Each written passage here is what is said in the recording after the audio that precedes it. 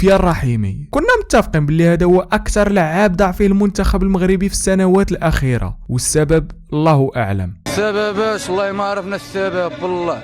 اللعاب اللي فاش كتشوفو كتقول كيفاش هذا كيلعب في الخليج، ولعاب اقل منه كيلعبوا في الدوريات الاوروبيه الكبرى. اللعاب اللي ما شاء الله كيدير كل شيء في الفرقه، بغيتي بيلانتيات ميتين كيصيدهم ليك، ما عندكش اللي يسجلهم هو براسو كيتكفل وكيماركيهم، بغيتي اللي يمرض ليك المدافعين وما يخليهمش مركزين في الماتش. سفيان هو احسن واحد كيدير هذا الشيء، ولكن واش عارف باللي سفيان غير في الوقيته ديال الكوفيد فاش كان كلشي سد على راسو، هو كان ساكن في مقر تدريبات فريق الرجاء البيضاوي مع الاب ديالو. اليوم غنعرفوا قصه صعود سفيان الرحيمي والصعوبات والعنصريه اللي تعرض ليهم، وكيفاش تحول من لاعب في الهوات لقاهر النجوم العالميه. ان شاء الله نزيدوا نملوا في الصار ديالنا ونحققوا داكشي اللي جايين عليه، هو ان شاء الله نعلقوا ميداليه ان شاء الله ذهبيه ان شاء الله.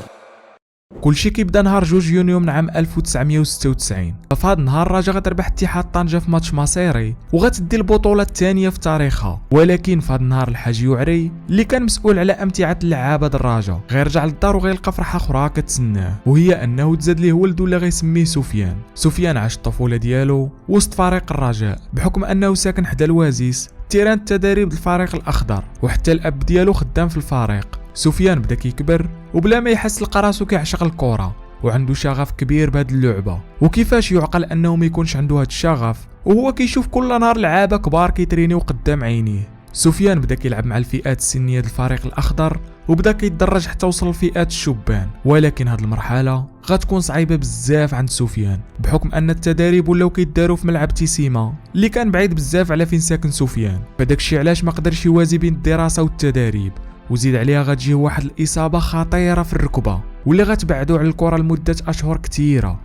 سفيان مورا ما غيبرى من الاصابه وغيرجع يلعب الكره مره اخرى، من زهرو غيلقى الفتيان حتى هما رجعوا كيتدربوا في الوازيس التيران اللي حداه. داكشي علاش غيرجع يتريني ومع الوقت غيطلع الفريق الامل، ولكن ما كانش كيشارك بزاف حيت كان باقي ما براش 100% من الاصابه ومازال ما رجعش اللياقه الكامله ديالو. المهم بقى سفيان مع فريق الامل حتى تعاقدات الرجاء مع المدرب رشيد طاوسي اللي انفواجا بدا كيتيستي في اللعابه الامل باش يشوف واش كاينين شي مواهب تماك باش زعما يطلعهم مع الفريق الاول، خصوصا وان الفرقه في ديك الوقيته كانت في ازمه وما قادراش دير انتدابات كبيره. المهم سفيان غيلعب قدام الطاوسي 30 دقيقه بالضبط، وهاد المده كانت كافيه باش يقتنع به ويديه مع المعسكر التحضيري بفريق الرجاء الاول. هنا سفيان شاف بلي الحلم ديالو اللاعب الفريق اللي كيموت عليه ما بقى له والو يتحقق، ولكن للاسف الحلم ما غاديش يتحقق بحيث ان الرجاء غتدخل في ازمه ومشاكل كبيره غتخلي المدرب يمشي في حاله وغيتبعو حتى رئيس النادي بوطريقه، وغادي يوقعوا تغييرات كثيره في الفرقه. وهادشي اللي غيخلي الناس المسؤولين في ديك الوقيته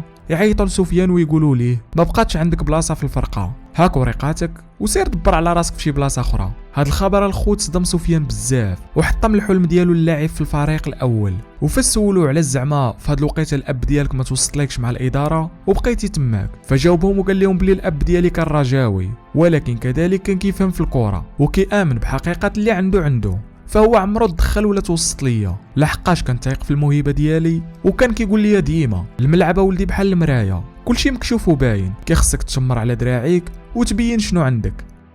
المهم سفيان فاش عطاوه وراقيه وقالوا له سير قلب على فرقه اخرى كان محطم بزاف وكان جديا في هاد الوقيته كيفكر انه يحبس الكره بالمره لحقاش هو من الاول كيبغي وكيموت على الرجاء وما باغيش يلعب في شي فرقه اخرى. المهم هنا الخالد سفيان غيتدخل وغيلعب دور كبير في المسيره ديالو بحيث غيوقف معاه وغيديه الفريق نجم الشباب اللي كيلعب في الهوات، وموراها غيبقى معاه حتى غيقنعوا باش يسيني معاهم ل3 مواسم. في اخر اللحظات قبل ما تسالي سوق الانتقالات الصيفيه سفيان كانت صعيبه عليه انه يبدا من الزيرو بحيث في الموسم الاول ما قدرش يتاقلم وما لعبش مباريات كثيره، ولكن في الموسم الثاني المدرب يقرر يلعبو كمهاجم بدل الوسط اللي كان كيلعبها من قبل. وهنا في الموهبه نتاع سفيان غتنفجر ويقدر يسجل 9 البيوت في 15 ماتش وغيولي هو النجم الاول ديال الفريق. ومع نهايه داك الموسم 2017 2018 فتحي جمال اللي كان المدير الرياضي ديال الرجاء كان كيقلب على لعابه في الهوات باش يدوز لهم التيست ويدخلهم للرجاء، ولكن العام كامل كان ديجا كيراقب سفيان وكانت عاجبه الموهبه ديالو. داكشي علاش غيصيفط ليه لجنه غيراقبوه وغيجيبوا ليه تقرير مفصل على سفيان، وهنا فين غيزيد ينبهر بيه. داكشي علاش فتحي جمال غيمشي ديريكت وغيجيب سفيان وغيقترحوا على المدرب اللي كان في ديك الوقيته كارلوس غاريدو، واللي بدوره فاش غيشوف سفيان غيقتنع بيه وهنا اخيرا سفيان غيسيني في 2018 لاول مره عقد احترافي مع الفريق الاحلام ديالو فريق الرجاء البيضاوي. سفيان موراها غيبدا الموسم الاول ليه مع الرجاء وغيبدا بدايه زوينه وغيتاقلم بالزربه، بحيث داك العام كانت الرجاء لعبه كاس الكاف وبمساهمه كبيره من سفيان قدر الفريق انه يوصل للنهائي، بحيث غيماركي 2 البيوت في مباراه الذهاب ضد فيتا كلوب.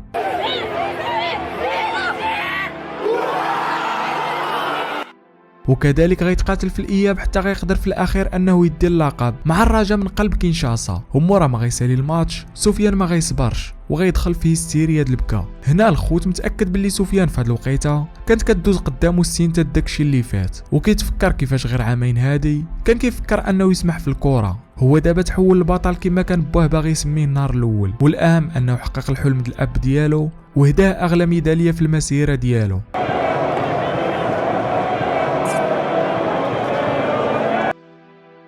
سفيان في اول موسم ليه مع الرجاء غير ربح 2 الالقاب، كاس الكاف وكاس السوبر في قطر، وكان النيفو ديالو مزيان في اغلبيه الماتشات وكانت البصمه ديالو واضحه بزاف في الفرقه.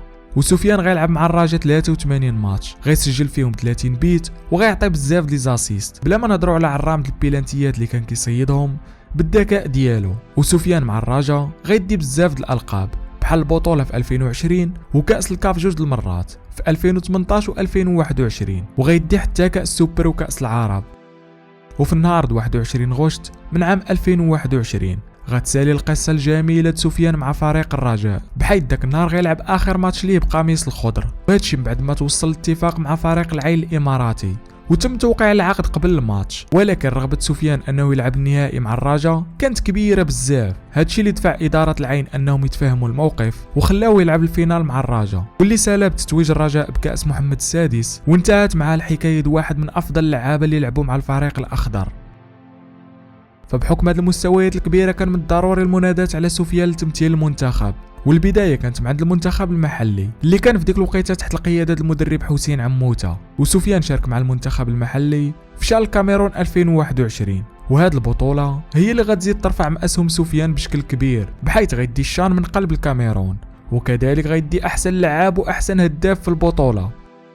هادشي غيخلي المدرب خليل وزيتش يعيط ليه باش يكون مع المنتخب الاول في الكان، ولكن غيبدا البطوله مدكه البدلاء وغيستمر الحال هكاك طيله البطوله. هادشي غيخلي الجمهور المغربي يطالب بضروره اشراكه في المباراه الجايه، وفعلا غيدخل كبديل في الماتش د مصر براس من ربع النهائي. ولكن اغلب المتتبعين اعتبروا بلي هاد القضيه رغبه في حرق صوره اللاعب اللي دخلوه حتى للدقائق الاخرى في ماتش مصيري بحال هذاك.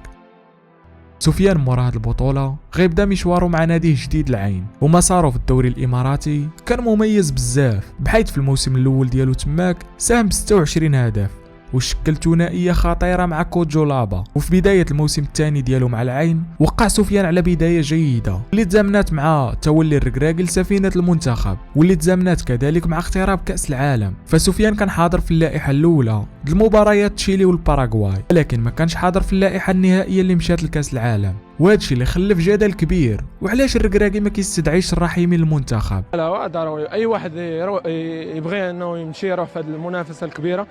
احترم مدرب الفريق الوطني كاي واحد مغربي غنشجع بلادي، ما يعني ضروري غنلبي النداء ونشجع المغرب. واستمرت هذه المطالبات لغايه هذا الموسم، وحتى لهذه اللحظه اللي كنسجل فيها هذا الفيديو هذا الموسم هو موسم سفيان الرحيمي بامتياز واحسن موسم في المسيره ديالو. فلعب حتى لهذا الوقيته 47 ماتش ساهم فيهم 36 بيت، سجل 29 وصنع 7، ومن هاد البيوت كاين هاتريك في النصر السعودي وثنائيه في شباك الهلال وثنائيه في الفينال دوري ابطال اسيا، ودا جائزه هداف اسيا واحسن ممرر واحسن لاعب في البطوله. هاد التألق الكبير غيخلينا اخيرا نشوفوا سفيان الرحيمي مع المنتخب مره اخرى، لا في الوديات د مارس ولا في تصفيات المونديال الاخيره اللي غيماركي بيت في المباراه الثانيه ضد الكونغو.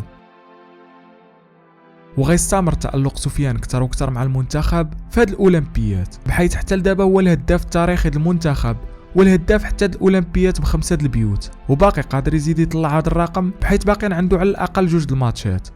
هذه كانت قصة سفيان الرحيمي اللي قدر يكون القدوة أي واحد بادي من الزيرو، واللي نتمناو في المستقبل نشوفوه في أوروبا، وبلا ما تقول لي راه كبير في العمر، بحيث في الكرة الحديثة اللعاب في عمر 27 28 كيكون في قمة المستوى ديالو.